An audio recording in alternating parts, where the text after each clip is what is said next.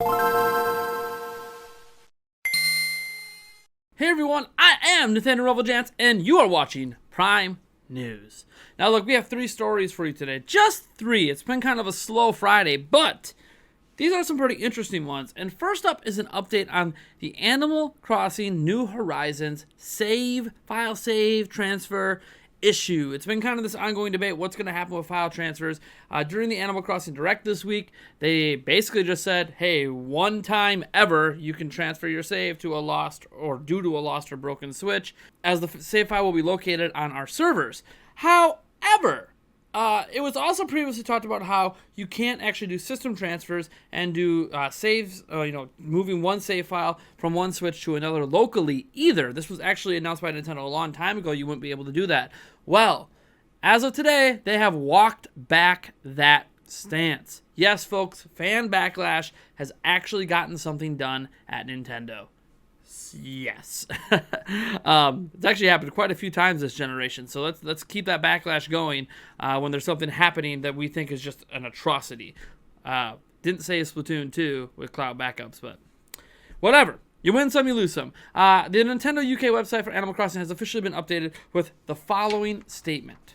This game does not support the save data cloud functionality of Nintendo Switch Online. However, the ability to recover Animal Crossing New Horizons save data from the server in the event of console failure, loss, or theft will be available to Nintendo Switch Online members later this year. The game does not currently support the ability to transfer your save file from one Nintendo Switch console to another.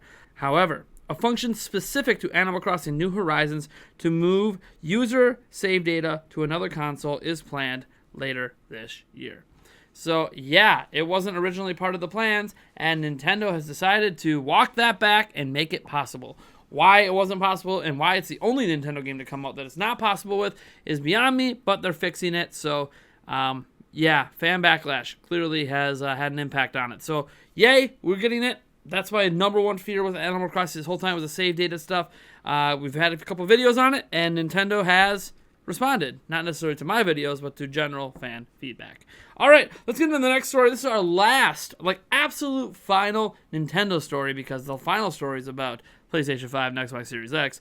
We got to talk about Zelda for a moment, because today is The Legend of Zelda's 34th anniversary. In particular, Triforce Hero, the Japanese version of The Legend of Zelda that came out on the Famicom landed 34 years ago today.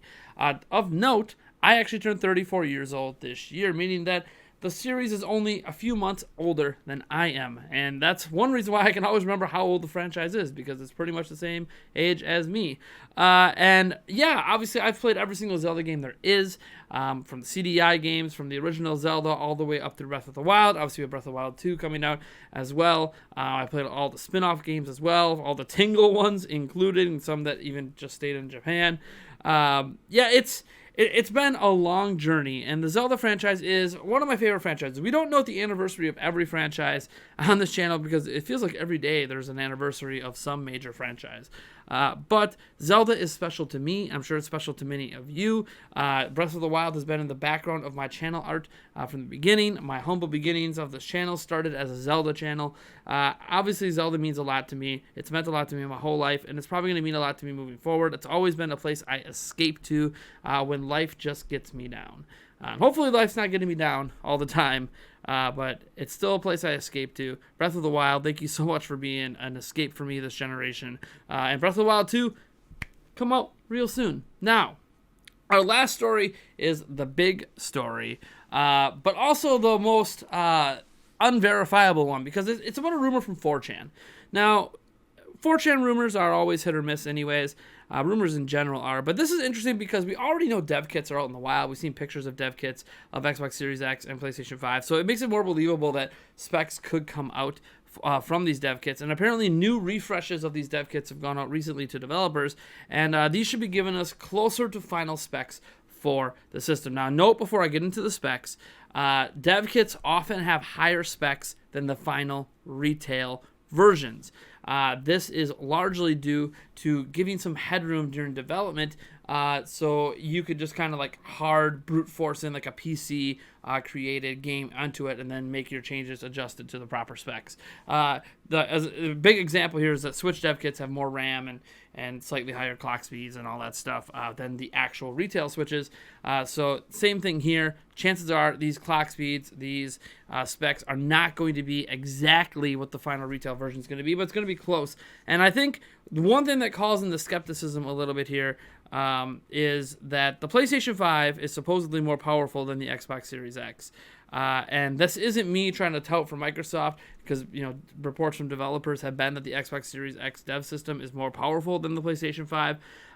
But what this does tell me is that there could be some perceived bias here, and that these specs might not actually be legit, although they're probably not that far off. So let's get into what the specs are. The PlayStation 5 supposedly has a 12.6 T-flop GPU. So that's just the floating point performance of the GPU. It's kind of a general metric to tell you how powerful the GPU is. It has an AMD Zen 2 CPU clocked at 3.6 gigahertz.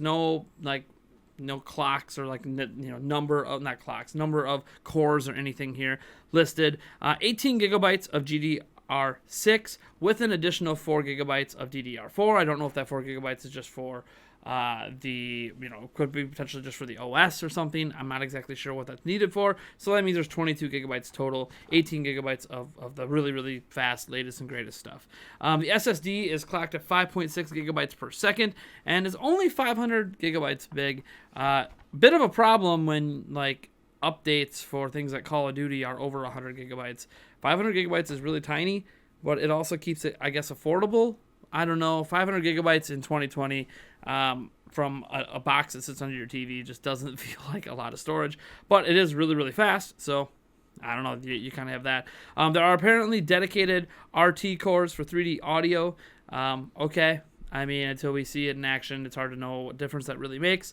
And it's supposedly 506 gigabytes per second worth of bandwidth. This is between the SSDs, the CPU, whatever, all the RAM chips and all that. So it's kind of a weird number because it's not very specific in what it means. Next will be the Xbox Series X at 11.8 T-flops. And you'll note that that's actually almost a full T-flop less than the PlayStation 5. It also has AMD Zen 2 at 3.7 gigahertz, so you have 100 gigahertz faster speed, but you're not going to notice much of a difference. 100 megahertz is not a huge boost to performance there. 16 gigabytes of GDR3, but also 4 gigabytes of DDR4, so 2 less gigabytes than the PlayStation 5. The SSD is only 3.8 gigabytes per second, which is still really fast compared to the spinny disk ones, but it's at a terabyte in size, which to me is bare minimum. You have to have at least a terabyte. Dedicated RT cores for audio, but he notes in here, but they're worse than the PlayStation 5 ones. And it's at 596 gigabytes per second, so somehow with faster transfer speeds between everything, even though it's got a slower SSD, less T-flop, less RAM. It doesn't really add up to me, but that's the funny thing is even if this stuff is true, I'm not so sure that this is accurate for the final build and what we are going to get as consumers. But I do think that this is a little bit of potentially a Sony fan just making stuff up that sounds very similar to rumored specs. We've been hearing 12 T-flops from the Xbox Series X. We've been hearing the Xbox Series X is more powerful than the PlayStation 5. So hey, why not come out with something that's a little bit higher than 12 T-flops and have the Xbox come in slightly under 12 to try to make it more believable instead of saying, the Xbox Series X is exactly 12 T-flops. Well, this is a little bit more. Honestly, we don't know what the specs are, and it's possible the PlayStation 5 is more powerful than the Xbox Series X. Of course, we have no idea what these specs are behind closed doors or what they are in the dev units. I've even reached out to some developers I know that have access to some of this hardware, and they're not saying anything to me, and I never talk about my sources. So very mum is the word on this stuff from what I can tell. But if a developer is out there leaking this stuff, it is interesting to see that PlayStation 5 might be more powerful than the Xbox Series X. Although the power differences, when you're talking 0.8, 0.8 of a T-flop is a big deal when you're on the lower end. When you're where Switch is at, a Switch could add 0.8 of a T-flop to its performance. That would be a big boost for Switch. But at this range, when you're almost at 12 and 12.6, most consumers aren't going to notice massive differences between the games that release on that, because they're going to be more so tailored for the 11.8 with a bit of headroom that maybe helps with some resolution and some anti-aliasing. But most consumers aren't going to notice a difference there. And just like most consumers won't notice the difference between 100 megahertz on the CPU. It's just very weird to me. It feels like a PlayStation fan's wet dream. And again, I note this because the person doesn't say anything about the GPU being better, the CPU being better for which system, but for some reason it is noted, as you're seeing on screen, that the audio, the RT cores for audio, are not as good on Xbox as it is on PlayStation 5. Why would you even note that? Why can't you just give the statistical facts? To note that tells me that this is probably a PlayStation, if it is real, a PlayStation dev puffing up the PlayStation 5 dev kit to maybe be a little more powerful than it actually is, or to knowing that these specs are not going to be what the final specs are for retail. So I'm very curious to see what the final specs are. Obviously, we know Microsoft's going to have some event at some point. They're going to have E3, of course. PlayStation, I don't know. Sony keeps canceling events. Like, they're not going to GDC, they're not going to PAX because they're worried about the coronavirus, which neither of those events happen anywhere near where the breakout is. So Sony's just not doing public events at all in 2020. I honestly think they're being a little paranoid here. It's not like they need to bring all their teams from Japan out.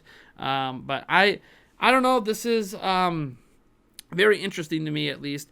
Obviously, it fuels console wars. You guys know my stance on console wars at this point.